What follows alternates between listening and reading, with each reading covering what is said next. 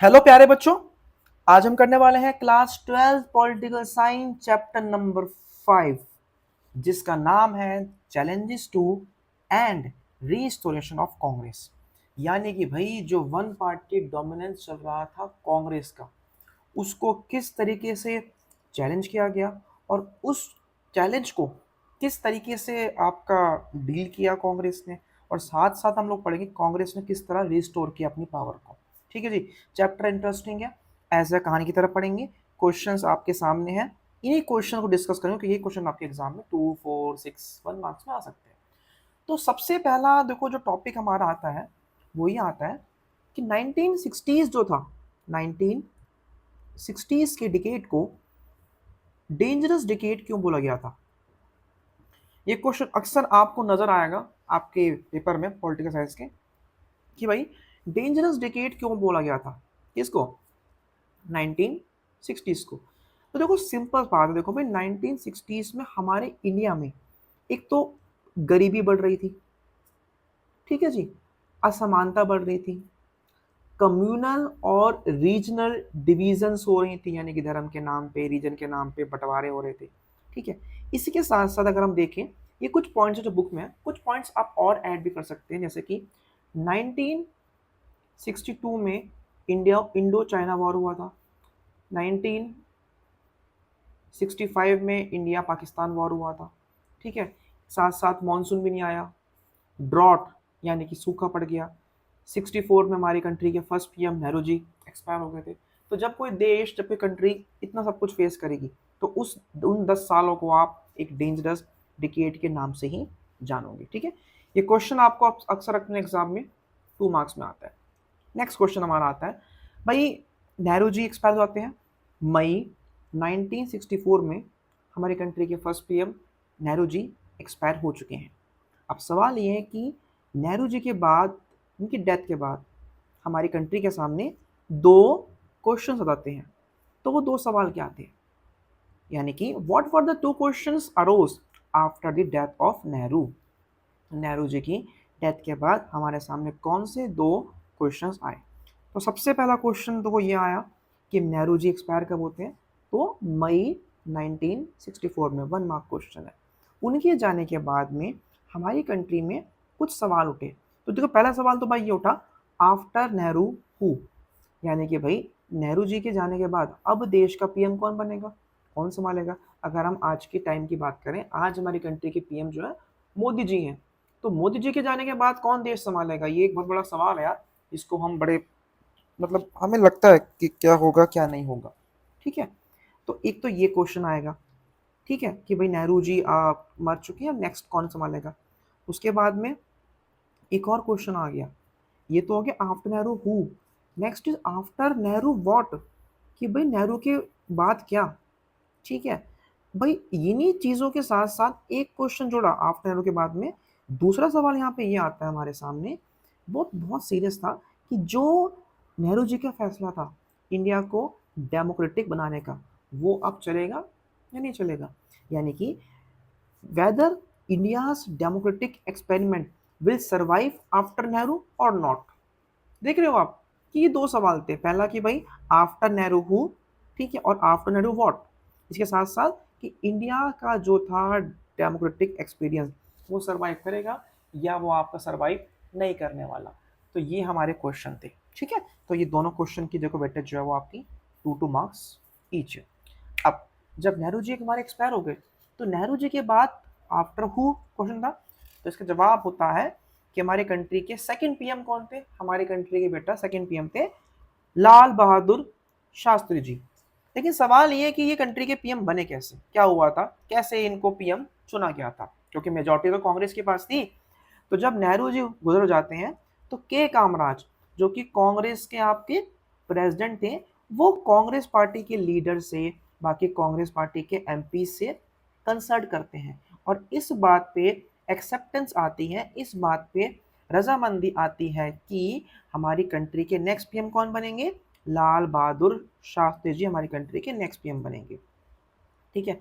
उनको बिना किसी मतभेद के, उनको आराम से कंट्री का हमारा नेक्स्ट पीएम आपका चुन लिया था। अब शास्त्री जी थे कौन, थोड़ा सा जान लेते हैं उनके बारे में। पहली बात तो वो एक नॉन कंट्रोवर्शियल लीडर थे। आजकल जो नए नए इन्फ्लुएंसर आ रहे हैं जो कंट्रोवर्सी करके फेमस होते हैं, वो ऐसा नहीं थे, वो बड़े प्यारे आदमी थे, बहुत शांत थे। साथ ही साथ वो नेहरू जी के कैबिनेट के अंदर बहुत सालों तक मिनिस्टर भी थे। ठीक है, पहली बात वो यूपी से थे और वो नेहरू जी के कैबिनेट में मंत्री जी भी थे। उसके साथ साथ Nehru had come to depend a lot on him. पिछले कुछ सालों में नेहरू जी उनके ऊपर डिपेंड भी रहे थे अपनी ज़िंदगी के आगे कुछ सालों के अंदर।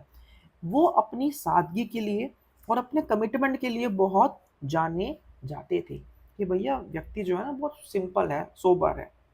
एक बार क्या हुआ, एक एक्सीडेंट हो गया रेलवे का, तो उन्होंने अपनी पोजीशन से रिजाइन कर दिया, यानी कि he had resign from the position of railway minister. उन्होंने एक्सेप्ट कर लिया कि मैं रेलवे का मिनिस्टर हूँ और मेरे टेन्योर में ये हुआ है एक्सीडेंट, तो मैं इसकी जिम्मेदारी लेता हूँ।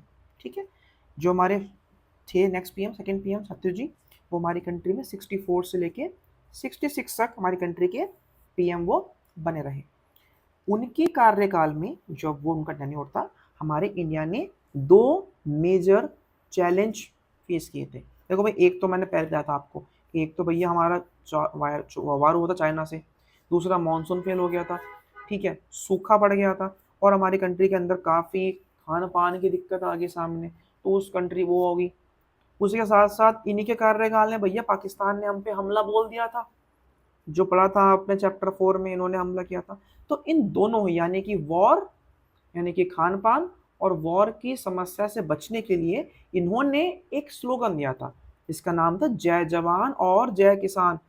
ठीक है बच्चों, तो क्या होता है, अब अलग से आपको एमसीक्यू सीरीज वैसे मिलेगी, बट स्टिल मेरा मानना यह है कि यहीं पे सब कुछ मार्क कर लो, यहीं पे ढंग से देख लोगे वीडियो, तो मेरी गारंटी यार इस नोट्स में से यहाँ से बाहर कुछ नहीं आएगा, क्वेश्चन भी आपके ऐसे आएंगे। ठीक है, तो जो जय जवान जय किसान था नारा, एक नंबर में पूछेंगे, और ये जो नारा था ये क्या सिंबलाइज करता है, इन दोनों प्रॉब्लम्स को सॉल्व करना ये सिंबलाइज करता है। शास्त्री जी के पीएम जो थे, हमारे पीएम थे, ये कब अंत हुआ, जब वो ताशकंद एग्रीमेंट साइन करने जाते हैं यूएसएसआर की राजधानी, यूएसएसआर के उज्बेकिस्तान में। यहाँ ये जाते हैं साइन करने, और यहाँ पे होता क्या है भाई, उनकी हत्या हो जाती है। कुछ लोग कहते हैं वो उनको अटैक आ चुका था, बट कुछ लोग कहते हैं हत्या हुई थी। तो 10 जनवरी 1966 को जब पीएम शास्त्री जी जाते हैं यूएसएसआर ताशकंद एग्रीमेंट साइन करने, तब उनकी हत्या हो जाती है। अब ये ताशकंद एग्रीमेंट जो है वो मोहम्मद अयूब खान के साथ इस डेट को साइन किया गया था, जिसमें पाकिस्तान अपनी हार मानता है और वो वॉर को एंड कर देता है। ठीक है जी। सो अब सवाल देखो, बैक टू बैक हमारी कंट्री के दो पीएम चले गए, नेहरू जी चले गए और लाल बहादुर शास्त्री जी भी आपके जा चुके हैं। और now the question is, next PM कौन बनेगा। अब हम बोल सकते हैं ना, आफ्टर लाल बहादुर शास्त्री हु, लाल बहादुर शास्त्री के बाद पीएम कौन बनेगा, ये हमारा क्वेश्चन है। तो इसको भी पढ़ लेते हैं हम लोग। ठीक है बच्चों, अगर आपको वीडियो अच्छी लग रही हो तो कमेंट कीजिएगा यार, शेयर कीजिएगा अपने दोस्तों के साथ में, स्कूल के साथ में, टीचरों के साथ भी कर सकते हो शेयर। हाँ जी। सो क्या होता है, देखो नेक्स्ट टॉपिक क्या आता है, देखो नेक्स्ट पॉइंट टॉपिक इज, देखो एक सेंटेंस है किताब में आपकी, पीसफुल मीन शांति, ये तो समझते हो गया आप, ट्रांजिशन देखते हो ना आजकल बहुत रील्स चलती है इंस्टाग्राम पे। सो peaceful transition of power despite intense competition for leadership. भाई पीएम बनने की होड़ में बहुत दो लोग लगे थे और दोनों में देयर वाज इंटेंस कंपटीशन। भाई उसके बावजूद भी हुआ कुछ यूं कि बड़े शांति तरीके से, बड़े शांत तरीके से पावर ट्रांसफर कर दी गई। ठीक है, तो क्या मतलब है इसका, या फिर आपसे पूछ सकते हैं कि how Indira Gandhi become PM of India. हमारे आज़ाद भारत की पहली जो महिला पीएम थी वो इंदिरा गांधी जी थी। तो भैया हुआ क्या कि कांग्रेस ने दूसरी बार चैलेंज फेस किया, किस चीज़ का, पॉलिटिकल सक्सेशन का, यानी कि दो पीएम जा चुके हैं, अगला पीएम कौन बनेगा। इस बार हुआ कुछ था कि मोरारजी देसाई और इंदिरा गांधी के बीच में क्या हो गया, एक वॉर हो गई, कोल्ड वॉर हो गई भाई, कोल्ड वॉर। क्या कोल्ड वॉर थी? कोल्ड वॉर ये थी कि पीएम कौन बनेगा। अब पहली बात तो देसाई थे कौन? देखो, देसाई पहले बॉम्बे स्टेट के सीएम थे, ठीक है, और सेंटर में मिनिस्टर भी थे, ये मंत्री भी थे। इंदिरा गांधी की बात करें, इंदिरा गांधी पहली बात पता ही है आपको, नेहरू जी की बेटी थी, and hit had been Congress president, वो पहले के टाइम पे कांग्रेस की प्रेसिडेंट भी थी। साथ ही साथ ही she had also been union minister for information in the Shastri cabinet, यानी कि शास्त्री जी के कार्यकाल में वो यूनियन मिनिस्टर भी रह चुकी है, यानी कि ये भी एक्सपीरियंस थी और ये भी आपके एक्सपीरियंस थे। तो होता क्या, अब हुआ क्या कि this time the senior leaders decided to back Indira Gandhi, but decision was not unanimous. अब भाई इन्होंने बोला कि भैया हम कुछ सिस्टम सेट करते हैं कि इंदिरा गांधी को पीएम बनाना है नहीं बनाना, बट मतलब मतभेद था। अच्छा एक चीज़ और है, जो कांग्रेस में सीनियर लीडर्स थे उनको बोला गया था सिंडिकेट्स, उनको बेटा सिंडिकेट्स बोला गया था आपका, ठीक है। अब नेक्स्ट पॉइंट, अब फैसला ये हुआ कि एक सीक्रेट बैलेट होगा, यानी कि एक बॉक्स होगा, दो पर्चियां होंगी, एक पे नाम होगा देसाई जी का, एक पे नाम होगा इंदिरा गांधी का। सारे लोग आए और जाके वोट करें जो पसंद हो, भाई किसी का नाम भी नहीं आएगा और हमारा काम भी हो जाएगा। तो हुआ कुछ यूँ कि भाई इंदिरा गांधी ने, जब वोटिंग हुई तो इंदिरा गांधी ने देसाई को हरा दिया, ठीक है। 2/3 वोट पड़े थे किसको? इंदिरा गांधी को। तो ये जो तरीके से तसल्ली से जो पावर शिफ्ट हुई, इसी को बोलते हैं कि भाई ये हमारी मैच्योरिटी, किसकी मैच्योरिटी? ये मैच्योरिटी बेटा इंडियन डेमोक्रेसी की। इसको बोलते हैं पीसफुल ट्रांजिशन ऑफ पावर। इतने कंपटीशन के बावजूद भी हमारे इंडिया में पावर को ट्रांसफर कर दिया गया था, ठीक है जी। तो ये टॉपिक भी हमारा हुआ। अब अगले ऑलमोस्ट लगा लो भाई, अगले कम से कम 18 साल तो कम से कम हमारी कंट्री की पीएम कौन रहेंगी? इंदिरा गांधी जी रहेंगी। तो उन्होंने क्या क्या किया, क्या क्या हुआ, वो हम लोग जरा पढ़ लेते हैं, ठीक है। इंटरेस्टिंग है टॉपिक हमारा। नेक्स्ट टॉपिक क्या था? अब भैया जैसे पीएम बनी तो वैसे ही भाई इनके सामने क्या आ गए? इनके सामने आ गए 1967 के इलेक्शंस। 52 में कांग्रेस, 57 में कांग्रेस, 62 में कांग्रेस, तीनों बार पीएम नेहरू ने कैंपेनिंग करी। द क्वेश्चन इज इस बार कैसे बात बनेगी, इस बार क्या होगा क्या नहीं होगा। तो पहले जरा कंटेक्स्ट पढ़ लेते हैं। कंटेक्स्ट मींस कि माहौल क्या था। माहौल भाई ये था कि भैया इन इलेक्शंस को इंडिया की पॉलिटिक्स के अंदर लैंडमार्क बोला गया, ठीक है। चौथे जनरल इलेक्शंस थे ये। The country witness major change, जिससे पहले भैया कंट्री के हमारे बदलाव फेस, क्या बदलाव? देखो हमारी कंट्री के 2 पीएम बैक टू बैक जा चुके थे, ठीक है। न्यू पीएम जो थी वो एक तरीके से ना बिल्कुल नई थी यार, बहुत नई लेडी थी यार वो, तो ना और पीएम बना दिया गया उनको, तो उनको इतना नहीं था आइडिया। इस पीरियड में अक्सर हमने इकोनॉमिक क्राइसिस भी देख ली, बार बार मॉनसून आपका फेल भी हो रहा था। 1967 से इलेक्शंस थोड़े से पहले आपका पूरे चारों तरफ आपका सूखा पड़ गया था। एग्रीकल्चर प्रोडक्शन कैसे होगी भाई? वो तो डिक्लाइन ही हो गया ना, जब भैया बार बार फेल होगा मॉनसून, तो ये सब भी होगा। सीरियस फूड शॉर्टेज, भैया पूरे देश में एक तरीके से ना कड़की होगी खाने पीने की आपका। फॉरेन एक्सचेंज भी आपके बिल्कुल डाउन जा रहे थे। इंडस्ट्रियल प्रोडक्शन बेटा आपकी ड्रॉप हो चुकी थी, ठीक है। नेक्स्ट पॉइंट पे, अब भाई जो हमारे मिलिट्री के एक्सपेंस थे वो बेटा बढ़ गए थे आपके, क्योंकि पता है ना 2 बार वार हो चुका था आपका। And diversion resources from planning and economic development, अब हुआ कि भैया हम रिसोर्स थोड़ा सा डाइवर्ट भी कर रहे थे, ठीक है ना, डेवलपमेंट की सोच रहे थे। इन्हीं के बीच में ये सब चैलेंज थे, जो ये ना सब माहौल है, चैलेंज है, जो 1967 के इलेक्शन से पहले हमारा इंडिया देख रहा था, झेल रहा था आपका। इसी समय एक फैसला आता है कि इंदिरा गांधी जी की गवर्नमेंट ने हमारी इंडियन करेंसी को डे वैल्यू कर दिया, यानी कि पहले के टाइम पे $1 की कीमत एक तरीके से 5 रुपये थी, अब वो 7 रुपये हो गई थी आपके ये। साथ साथ इकोनॉमिक हालात खराब हो गए, प्राइस राइज हो गए, लोगों ने प्रोटेस्ट करना स्टार्ट कर दिया। क्यों? क्योंकि भैया फूड की शॉर्टेज हो रही है, बेरोजगारी फैल रही है, पूरे देश में हालात कैसे हो गए हैं? खराब हो गए। तो जब चीज़ों के दाम बढ़ेंगे डेफिनेटली भैया लोग दुकानें बंद कर देंगे, हड़तालें होंगी, बार बार हड़तालें होंगी पूरे देश में, मॉल आपका खराब हो जाएगा।